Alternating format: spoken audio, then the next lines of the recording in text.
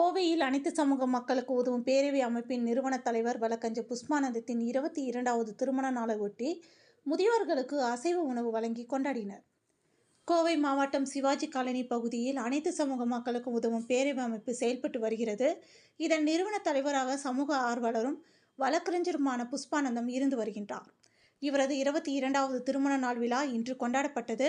இதனைத் தொடர்ந்து வழக்கறிஞர் புஷ்பானந்தம், அவரது மனைவி ஜபா ஆகியோர் இணைந்து கோவை கவுண்டபாளையம் பகுதியில் உள்ள ஸ்ரீ பாபா அறக்கட்டளையின் கீழ் இயங்கி வருகின்ற முதியோர் இல்லத்தில் அசைவ உணவுகளை வழங்கி தங்களது 22வது திருமண நாளை கொண்டாடினர்.